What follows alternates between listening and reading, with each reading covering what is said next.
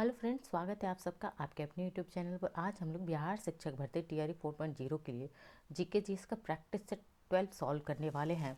इससे पहले जिन्होंने अब तक हमने 11 प्रैक्टिस सेट सॉल्व कर चुके हैं, जिन्होंने अब तक उन क्लासेस को नहीं देखा, एक बार आप लोग विजिट कीजिए, देखिए वहाँ पे देखिए सारा कंटेंट आपको फ्री मिल रहा है। दूसरी चीज़ क्या है कि यहाँ पे मैं जो भी एक्सप्लेन करती हूँ क्वेश्चन, तो क्वेश्चन साथ ही साथ एक्सप्लेनेशन से भी बहुत ज़्यादा आपको क्वेश्चन मतलब आपको एग्ज़ाम में देखने को मिलेंगे। जब आप एग्ज़ाम में बैठोगे तो आप देखोगे कितने ज़्यादा क्वेश्चंस मेरी क्लासेस से आएंगे। चलिए शुरू करते हैं अपनी क्लास और आज का प्रश्नों को देख लेते हैं हम लोग। सबसे पहला प्रश्न है हमारा कि अनुच्छेद 338 ए किस आयोग से संबंधित है। पॉलिटी का प्रश्न है यह कि अनुच्छेद 338 ए किस आयोग से संबंधित है। ठीक है, ए लिखा है, इसको ऐसे भी लिखा जाता है क्या, 338 की 338 ए ऐसे लिखा जाता है। ठीक है, कंफ्यूज ना होइएगा। राष्ट्रीय अनुसूचित जाति आयोग जो एससी आयोग है, शेड्यूल्ड कास्ट आयोग की बात कर रहा है यह कि राष्ट्रीय अनुसूचित जाति आयोग, राष्ट्रीय अनुसूचित जनजाति आयोग यानी कि शेड्यूल्ड ट्राइब किसकी बात कर रहा है ये, शेड्यूल्ड ट्राइब की बात कर रहा है। राष्ट्रीय पिछड़ा वर्ग आयोग की बात कर रहा है यानी कि ओबीसी की बात कर रहा है, अदर बैकवर्ड कास्ट, या फिर राष्ट्रीय महिला आयोग की बात कर रहा है। तो यह किससे संबंधित है, अनुच्छेद 338 से। तो बात करें अनुच्छेद 338 से संबंधित किससे है, यह ऑप्शन बी राइट आंसर है, राष्ट्रीय अनुसूचित जाति आयोग से। किससे, अनुसूचित जनजाति यानी कि एसटी यानी कि ट्राइब से संबंधित है। शेड्यूल्ड ट्राइब, टी का मतलब होता है ट्राइब होता है, याद रखिएगा। एस शेड्यूल्ड हो गया, यहाँ पे भी एस का मतलब शेड्यूल्ड हो गया, सी का मतलब कास्ट हो गया, टी का मतलब ट्राइब हो गया, हमेशा याद रखिएगा। तो किससे संबंधित है अनुच्छेद 338 से, अनुसूचित जनजाति आयोग शेड्यूल्ड ट्राइब से। आइए इसका एक्सप्लेनेशन देखते हैं, जो कि एक्सप्लेनेशन में बहुत सारे क्वेश्चन आपको देखने को मिलेंगे। देखिए क्या है, भारतीय संविधान का अनुच्छेद 338 से राष्ट्रीय अनुसूचित जनजाति आयोग यानी कि एनसीएसटी ठीक है से जुड़ा हुआ है।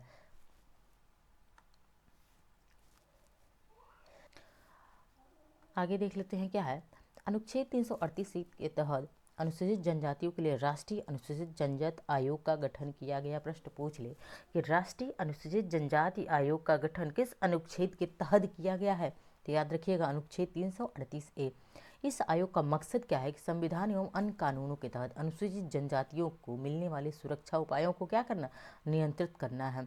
एनसीएसटी के अध्यक्ष कौन, उपाध्यक्ष और अन्य सदस्यों की नियुक्ति, वेरी इस लाइन को आप लोग यहाँ से देखिए, प्रश्न जरूर देखने को आपको मिलेंगे कि एनसीएसटी के जो अध्यक्ष होते हैं और उनके उपाध्यक्ष या फिर अन्य सदस्य जो मेंबर होते हैं उनकी नियुक्ति कौन करता है, प्रेसिडेंट करते हैं। देखिए पीएम आएगा, आपको राज्यपाल देगा, बहुत सारे, लेकिन आपको कंफ्यूज नहीं होना है, कौन करते हैं, तो प्रेसिडेंट करते हैं। वर्तमान में हमारी प्रेसिडेंट कौन है, मुर्मू जी, द्रौपदी मुर्मू जी हैं। ठीक है, आगे बढ़ते हैं।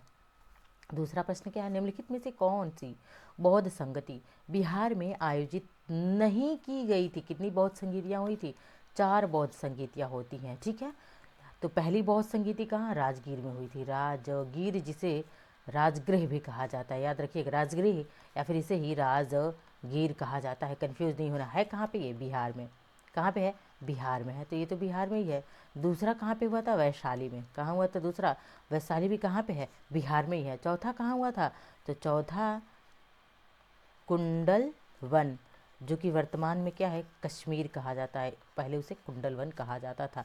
तो आपको आंसर मिल गया होगा कि कौन सी बौद्ध संगीति कहाँ नहीं हुई थी बिहार में, तो वह है चौथी बौद्ध संगीति। ठीक है, कितनी बौद्ध संगीतियाँ हुई हैं, 4 बौद्ध संगीतियाँ हुई हैं। आइए देख लेते हैं बौद्ध संगीति, यानी कि पहली बौद्ध संगीति कब होती है, 483 ईसा पूर्व में। कब होती है, 483 ईसा पूर्व में होती है। उस समय शासक कौन था, अजात शत्रु। प्रश्न पूछा हुआ है सारे कि कब हुई थी पहली बौद्ध संगीति, 483 ईसा पूर्व में। कब, राजा कौन था उसमें, शासक कौन था, तो अजात शत्रु था। कहाँ पे हुआ, राजगीर बिहार या फिर राजगृह में। उस समय अध्यक्ष, वेरी इंपॉर्टेंट है ये, अध्यक्ष इंपॉर्टेंट है, याद रखिएगा, महाकश्यप था। पूछा गया प्रश्न है ये।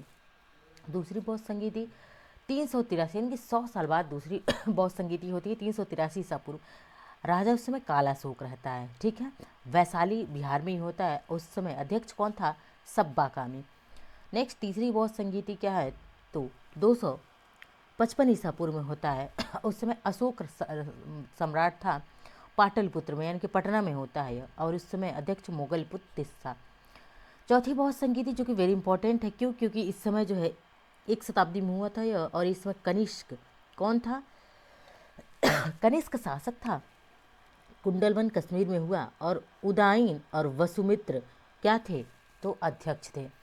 ठीक है। और ये पांचवी छठवीं तो वर्तमान में हुई है, जो कि राजा मिंडन थे, फिर मंडल वर्मा। ठीक है, ये सब क्या है उतना इम्पोर्टेंट नहीं है, बट जान लीजिए छठी बौद्ध संधि थी 1954 में हुई थी बर्मा में। ठीक है, बर्मा बोले तो वर्तमान म्यांमार। आगे बढ़ते हैं तीसरे प्रश्न की तरफ। तीसरा प्रश्न है कि विक्रमशिला विश्वविद्यालय की स्थापना किसने की? भाई इसके आगे तो आप वेरी वेरी इंपॉर्टेंट लगाइए, क्योंकि यह प्रश्न न जाने कितनी परीक्षाओं में पूछा जा चुका है। 1000 टाइम तो पूछा ही जा चुका है यह प्रश्न।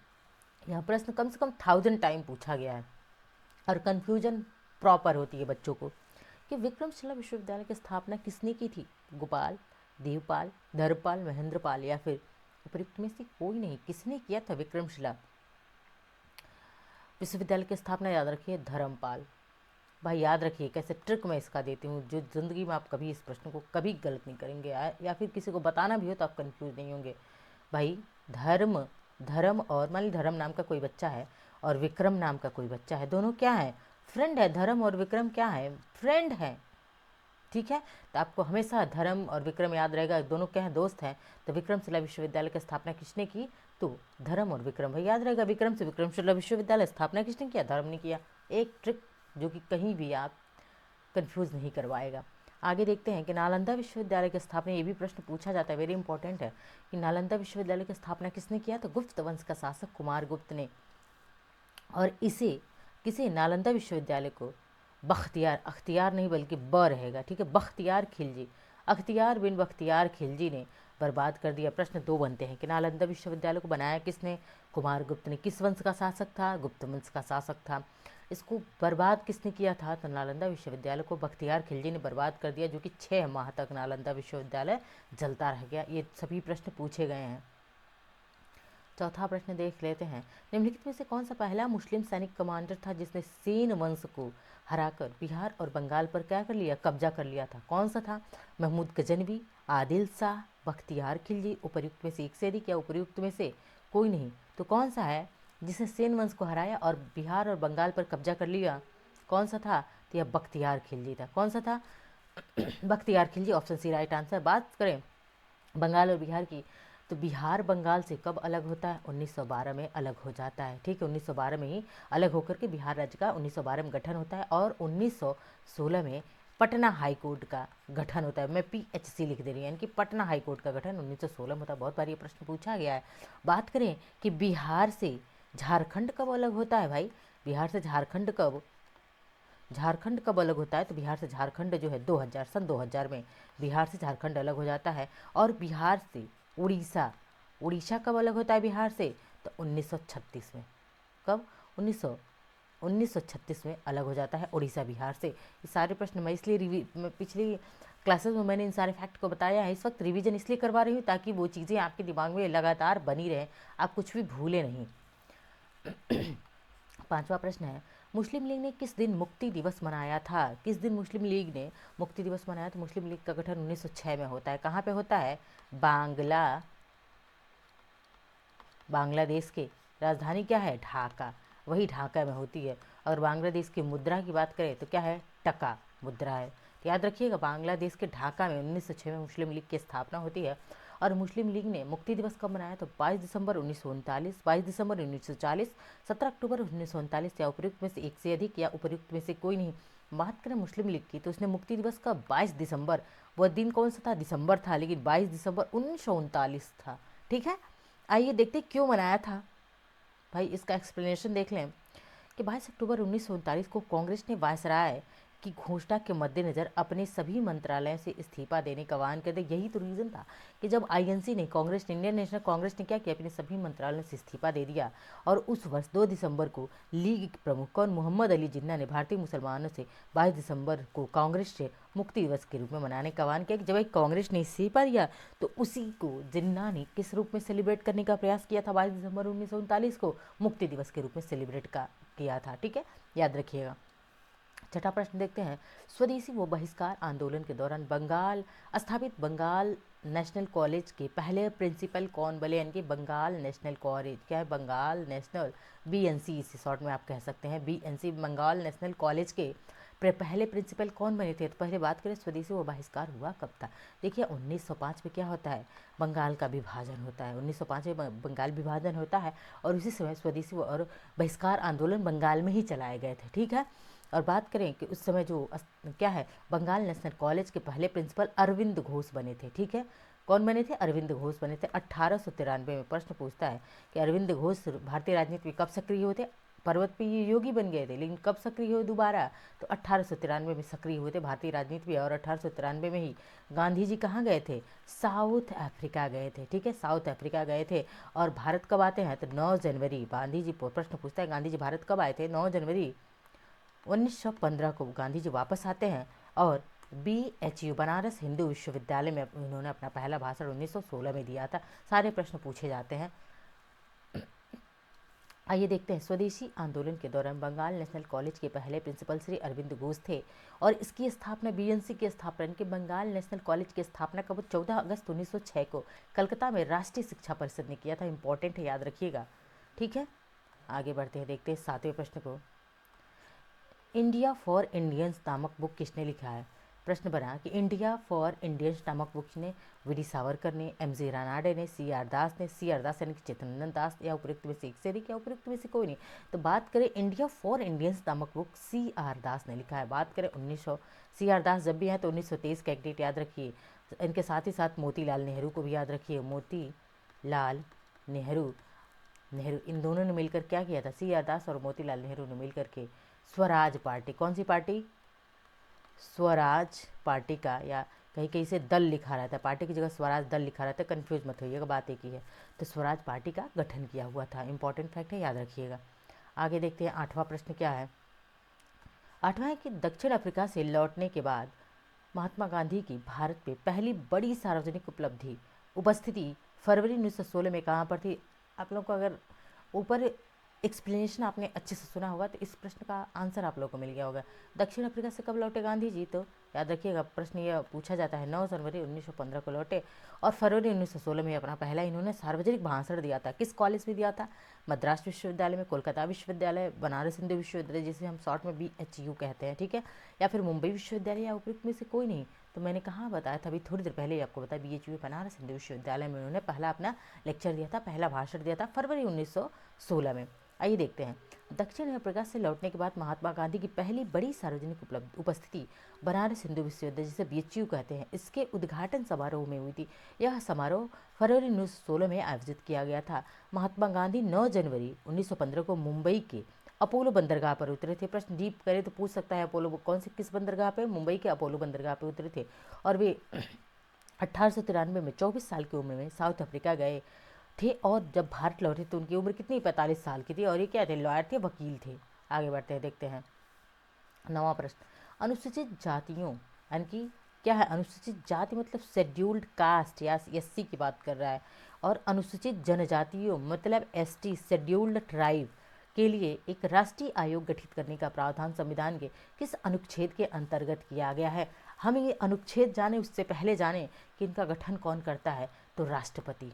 कौन करते हैं, राष्ट्रपति करते हैं, याद रखिएगा। राष्ट्रपति इस आयोग का गठन भी करते हैं। SC SC ST आयोग का गठन कौन करता है, राष्ट्रपति। और इनके जितने भी सदस्य होंगे, सदस्य प्लस अध्यक्ष प्लस उपाध्यक्ष, इन सब की नियुक्ति कौन करते हैं, तो इन सब की नियुक्ति एकमात्र एक कौन, राष्ट्रपति, प्रेसिडेंट, ठीक है, याद रखिएगा, राष्ट्रपति प्रेसिडेंट करते हैं, ठीक है। इस चीज़ को आप लोग याद रखेंगे, बहुत सारे क्वेश्चंस आपको यहाँ बता दिए गए। अब आइए जानते हैं इसका आंसर कि SC और ST आयोग गठित करने का प्रावधान किस अनुच्छेद में है, तो ऑप्शन आपका ए राइट आंसर होगा। अनुच्छेद 338 ए किससे संबंधित है, SC शेड्यूल्ड कास्ट से, और अनुच्छेद 338A ST शेड्यूल्ड ट्राइब से संबंधित है, ठीक है। अनुच्छेद 340 किससे संबंधित है, OBC से। आर्टिकल 340 यानी कि अनुच्छेद 340 ओ अदर बैकवर्ड कास्ट OBC से संबंधित है। आइए देखते हैं 10वां प्रश्न। हम 10वां प्रश्न है, भारत के प्रथम पिछड़ा वर्ग आयोग का नेतृत्व किसने किया था? यानी कि भारत में 2 पिछड़ा वर्ग आयोग बन चुके हैं अब तक। प्रथम पिछड़ा वर्ग आयोग का नेतृत्व किसने? बाल गंगाधर तिलक, नानाजी देशमुख, काका कालेकर, जी के गोखले। तो बात करें प्रथम पिछड़ा वर्ग आयोग बना कब था? 1953 में।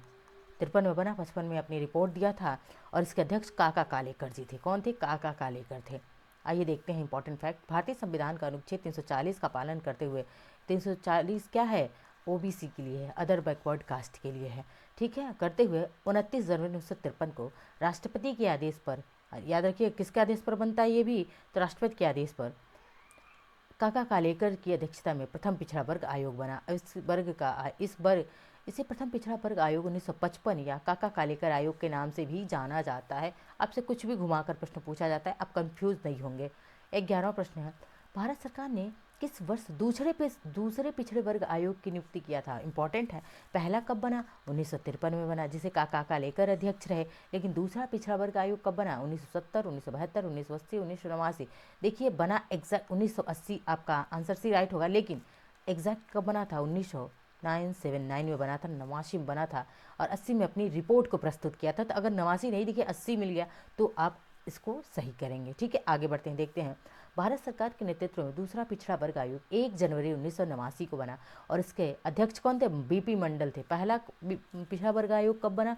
1953 में बना, अध्यक्ष काका कालेकर थे। लेकिन दूसरा कब बना? 1989 या 80 में अपनी रिपोर्ट को इसने दिया और अध्यक्ष कौन? बीपी मंडल, बिंदेश्वरी प्रसाद मंडल थे, ठीक है। और इसे मंडल आयोग के नाम से जाना जाता है। पूछ लेगा मंडल आयोग किससे संबंधित है? याद रखिएगा पिछड़ा वर्ग आयोग यानी कि ओबीसी से संबंधित है। इस आयोग का गठन भारत के सामाजिक और शैक्षिक रूप से पिछड़े वर्गों की पहचान और उनके उन्नति के लिए किया गया था। इंपॉर्टेंट है कि बीपी मंडल आयोग या मंडल कमीशन जब बना तो बीपी मंडल कमीशन या मंडल आयोग बना या किस आधार पर पिछड़ा मानता था ओबीसी? तो सामाजिक और शैक्षिक आर्थिक रूप से पिछड़ा नहीं मानता था, इसको जोड़ा गया था, याद रखिएगा। यह डीप प्रश्न है, ठीक है। 12वां देखिए, किस संविधान संशोधन के तहत यह प्रावधान किया गया कि एक ही व्यक्ति को 2 या अधिक राज्यों के राज्यपाल के रूप में नियुक्त किया जाएगा? भाई इस प्रश्न को आप वेरी इंपॉर्टेंट करिए, यानी कि 5, ये क्या है?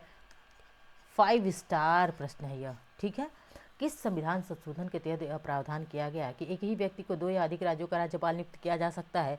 7वां संविधान संशोधन अधिनियम, 4था संविधान संशोधन, 21वां संविधान या 10वां संविधान संशोधन? तो कौन सा संविधान संशोधन? ऑप्शन ए राइट आंसर है, 7वां संविधान संशोधन था। आइए इंपॉर्टेंट फैक्ट देखते हैं, इससे संबंधित जितने फैक्ट बनेंगे इंपॉर्टेंट सब यहाँ पे बता दिए जाएंगे। हमारी सारी क्लासेस कैसी होती है मैं एक बार बता देना चाहूँगी आप लोगों को। हमारी सारी क्लासेस जो होती है फ्री होती है, यहाँ पे कोई भी पेड कोर्स नहीं है।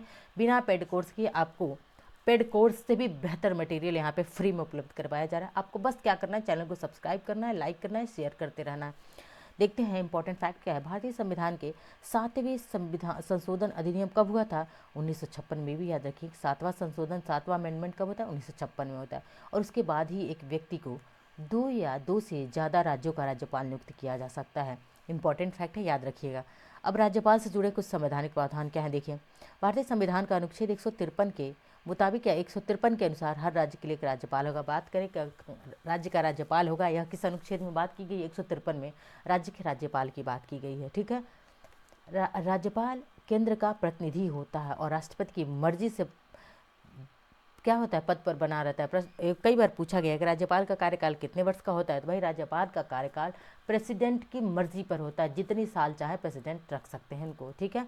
राज्यपाल की नियुक्ति राष्ट्रपति अपने हस्ताक्षर और मुहर लगे अधिपत्र से करते हैं। मतलब राज्यपाल की नियुक्ति कौन करता है? तो राज्यपाल की नियुक्ति प्रेसिडेंट करते हैं। राज्यपाल अपना त्यागपत्र किसे देगा? तो भाई प्रेसिडेंट को देगा। बात करें कि राज्यपाल कितने साल तक काम करेंगे, ये भी राष्ट्रपति के मर्जी पर निर्भर करता है। राज्यपाल राष्ट्रपति को संबोधित अपने हस्ताक्षर वाले लेटर से अपना पद छोड़ सकते हैं। मैंने कहा ना कि अपना त्यागपत्र किसे देते हैं? तो ये प्रेसिडेंट को। भाई नियुक्त प्रेसिडेंट करते हैं राज्यपाल को और अपना त्यागपत्र भी ये किसको देते हैं? प्रेसिडेंट को। मुख्यमंत्री सीएम को नहीं देते, याद रखिएगा। आइए 13वां प्रश्न देखते हैं। विश्व की सबसे लंबी नदी नील नदी का उद्गम कहाँ से होता है? तो पहले ही प्रश्न एक और बन गया इसमें कि विश्व की सबसे लंबी नदी कौन सी नदी है? नील नदी है। अब इसका उद्गम कहाँ से? विक्टोरिया झील से। टिटिकाका झील, टिटिकाका मैंने geography, world geography, Indian geography मैंने आपको कवर करवा रखा है और फिर से मैं दोबारा नए तरीके से फिर से क्लासेस को शुरू करूँगी, थियरी क्लासेस को शुरू करूँगी। साथ ही साथ उसमें ज्योग्राफी में क्वेश्चन प्रैक्टिस भी करवाऊँगी। और वहाँ बताया है मैंने टिट्टिकाका यानी कि क्या है, टिट्टिकाका झील कैसी है? टिट्टिकाका झील जो है ये कैसी झील है? तो बड़ी झील है। बोलिविया झील कैसी है? ये बोलिविया झील, टिटिकाका झील, विक्टोरिया, सबके बारे में बहुत अच्छे से मैंने वहाँ पे बता रखा है। बात करें कि विश्व की सबसे लंबी नदी उद्गम कहाँ से होता है? विक्टोरिया झील से होता है। कहाँ से होता है? विक्टोरिया झील से होता है। आइए इंपॉर्टेंट फैक्ट देख लेते हैं। नील नदी का उद्गम अफ्रीका की सबसे बड़ी झील विक्टोरिया झील से होता है। कहाँ पे? विक्टोरिया झील अफ्रीका में है। और यह झील युगांडा, केन्या, तंजानिया से होकर बहती है। भाई कई बार पूछा हुआ है कि विक्टोरिया झील किन देशों से होकर बहती है? तो युगांडा, केन्या और तंजानिया से होकर बहती है। नील नदी दो प्रमुख सहायक नदियों से मिलकर बनी। किससे? व्हाइट नील और ब्लू नील। इन दोनों नील यानी कि व्हाइट और ब्लू नील का उद्गम किससे होता है? तो इसी से होता है भाई, विक्टोरिया झील से। आइए देखिए यहाँ पे, ये क्या है? यहाँ पे लिखा हुआ है लेक विक्टोरिया, विक्टोरिया झील है। और यहाँ से देखिए ये देखिए, ये नाइल रिवर निकल रही है। कौन सी? नील नदी निकल रही है। नील नदी के किनारे देखिए इजिप्ट हो गया, ये नील रिवर लिखा हुआ है ना। इजिप्ट किस शहर के, किस नदी के किनारे? नील नदी के किनारे। सूडान किस नदी के किनारे है? खार्तूम किस नदी के किनारे है? युगांडा किस नदी के किनारे है? यह नील नदी है। ये सब पूछा गया प्रश्न है, मैं इसलिए आपको ये बार बार आपको बताते जा रही हूँ। आइए यहाँ पे आप समझते हैं। देखिए व्हाइट नाइल और ब्लू नाइल को हम समझ लेते हैं, ठीक है। देखिए ये रही ब्लू नाइल। ये ब्लू नाइल किससे निकल रही है? तो भाई ब्लू नाइल विक्टोरिया झील से ही निकल रही है। व्हाइट नाइल किससे निकल रही है? तो ये व्हाइट नाइल हो गई। ये भी किससे निकली है? व्हाइट नाइल, तो विक्टोरिया झील से, यानी कि नील नदी से ही। दोनों व्हाइट और ब्लू दोनों नील रिवर से ही निकल रही हैं। मैंने बताया इजिप्ट हो गया, सूडान हो गया, साउथ सूडान हो गया, इथोपिया हो गया, युगांडा, ये सब किस नदी के किनारे हैं? नील नदी के किनारे बसे हुए शहर हैं, ठीक है। 14वां प्रश्न है, सरफरोशी की तमन्ना अब हमारे दिल में है, देखना है जोर कितना बाजुए कातिल में है। यह लाइन किसने लिखा है? राम प्रसाद बिस्मिल, बाल गंगाधर तिलक, भगत सिंह, चंद्रशेखर आज़ाद या उपयुक्त में से एक से अधिक। यह बात करें यहाँ किसकी लाइनें हैं? सरफरोशी की तमन्ना राम प्रसाद बिस्मिल की लाइनें हैं। आइए इंपॉर्टेंट फैक्ट डिस्कस। 15वां प्रश्न है, भारत छोड़ो आंदोलन के दौरान भूमिगत रेडियो किसने चलाया? भाई वेरी इंपॉर्टेंट 5 स्टार प्रश्न आ गया कि भारत छोड़ो आंदोलन के दौरान भूमिगत रेडियो किसने प्रारंभ किया था? सुभद्रा कुमारी चौहान, सुचेता कृपलानी, उषा मेहता, उपर्युक्त में से कोई नहीं। तो बात करें ऑप्शन सी राइट आंसर है। उषा मेहता ने भारत छोड़ो आंदोलन के समय भूमिगत रेडियो चलाया था। बहुत ही इंपॉर्टेंट क्वेश्चन है, आइए देख लेते हैं। उषा मेहता ने 14 अगस्त 1942 को, यानी कि भारत छोड़ो आंदोलन कब हुआ था? तो 14 अगस्त 1942 को हुआ था। और इन्होंने अपने सहयोगियों के साथ गुप्त कांग्रेस रेडियो की शुरुआत की थी, याद रखिएगा, इंपॉर्टेंट प्रश्न है। नेक्स्ट 16वां प्रश्न देखते हैं, ईस्ट इंडिया कंपनी नाम किस वर्ष पटना में अपना कारखाना स्थापित, यानी कि डच, क्या है? डच, ये तथा नहीं है बल्कि डच ईस्ट इंडिया कंपनी किस वर्ष पटना में अपना कारखाना स्थापित किया था? डच ईस्ट इंडिया कंपनी ने 1601, 1632, 1774, उपयुक्त में से एक से अधिक या उपयुक्त में से कोई नहीं। तो बात करें डच ईस्ट इंडिया कंपनी की, 1632 में पटना में इसने अपना पहला कारखाना लगाया था। 17वां प्रश्न है, मंगल पांडे की पैदल टुकड़ी, मंगल पांडे जो है किस पैदल टुकड़ी के सिपाही थे? किस, यानी कि मंगल पांडे किस पैदल टुकड़ी के सिपाही थे? 31वीं बंगाल नेटिव इन्फेंट्री, 32वीं Bengal native infantry, BNI Bengal, ऐसे BNI बंगाल नेटिव इन्फेंट्री लिखा जाता है ऐसे। 31वीं BNI, 32वीं BNI, यानी कि बंगाल नेटिव इन्फेंट्री। तो किसके थे ये मंगल पांडे? किस? तो 34वीं, ऑप्शन डी राइट है, 34वीं बंगाल नेटिव इन्फेंट्री के यह सिपाही थे, ठीक है। कह रहे स्वतंत्रता सेनानी Mangal Pandey British East India Company की 34वीं बंगाल नेटिव इन्फेंट्री रेजिमेंट के सिपाही थे। पूछा गया है यह किस रेजिमेंट के थे? मंगल पांडे ने 1857 के विद्रोह में अहम भूमिका निभाई थी। उन्होंने कहाँ से? बैरकपुर, कहाँ पे? बंगाल में है, बैरकपुर छावनी में कारतूस इस्तेमाल करने से मना कर दिया था। और इनका स्लोगन क्या था? मारो फिरंगी को, यह इनका नारा था, इंपॉर्टेंट नारा है। और इन्होंने अंग्रेज पर क्या कर दिया? हमला कर दिया था। 18वां प्रश्न देखते हैं। 18वां प्रश्न है, बिहार कितने राज्यों के साथ, ये आज का अंतिम प्रश्न है, बिहार कितने राज्यों के साथ सीमा साझा करता है? तो बात देखिए 3, 4, 5, बिहार कितने कितने राज्यों के साथ सीमा साझा करता है? तो बिहार जो है 3 राज्यों के साथ, देखिए ये नहीं होगा आंसर, गलत, तो वो ये कलर हो गया है। 3 राज्यों के साथ सीमा साझा करता है। देखते हैं कौन, एक 3 राज्य हैं और एक इंटरनेशनल देश है। बिहार 3 राज्य और एक देश से अपनी सीमा साझा कर, जैसे उत्तर प्रदेश, झारखंड, पश्चिम बंगाल, नेपाल। देखिए एक लॉजिक समझिए, मैं मैप दिखाती हूँ फिर लॉजिक आपको समझाती हूँ। एक ये हो गया देखिए बिहार राज्य। अभी बिहार राज्य बना किससे था भाई? बंगाल से ही कट के 1912 में बना, तो बंगाल से तो अपनी बाउंड्री शेयर करेगा ही करेगा, कॉमन सी बात हो गई। अब इससे अलग हुआ था झारखंड 2000 में, तो इससे भी बाउंड्री ये शेयर करेगा ही करेगा। लेकिन उड़ीसा देता है, उड़ीसा बिल्कुल नहीं करेगा। उड़ीसा भाई झारखंड से बाउंड्री शेयर करता है, बीच में झारखंड आ जाता है, इसीलिए उड़ीसा बिहार उड़ीसा से बाउंड्री नहीं शेयर करता है, याद रखिएगा। तो बंगाल अलग किससे होता है? बंगाल से बिहार अलग होता है 1912 में, तो भाई बाउंड्री शेयर करेगा ही। और बिहार से झारखंड 2000 में अलग होता है, इससे भी बाउंड्री शेयर करेगा। बिहार का पड़ोसी राज्य तो उत्तर प्रदेश है ही है, आपको याद ही है। बस यही 3 राज्य कौन कौन से हो गए बिहार से बाउंड्री शेयर करने वाले? वेस्ट बंगाल, झारखंड, यूपी, और एक देश जो यहाँ पे कौन सा बसा हुआ है? नेपाल। यह जो है इंटरनेशनल बाउंड्री शेयर करता है किससे? बिहार से। बस आपको इतना ही याद रखना है। तो ये थी हमारी आज की क्लास। देखिए हमारी सारी क्लासेस कैसी होती हैं? फ्री होती हैं। मैं इसलिए बताती हूँ ताकि बहुत जगह आपको पेड कोर्स मिलने के बाद भी आपको उतनी अच्छे से नहीं पढ़ाया जाता है। यहाँ पे आपको सारी क्लासेस कैसे मिलती है? फ्री मिलती है। बस आपको क्या करना है? सब्सक्राइब कर लेना है, क्लास को शेयर करते रहना है, फॉलो कीजिए। मिलते हैं नेक्स्ट लेक्चर में। धन्यवाद।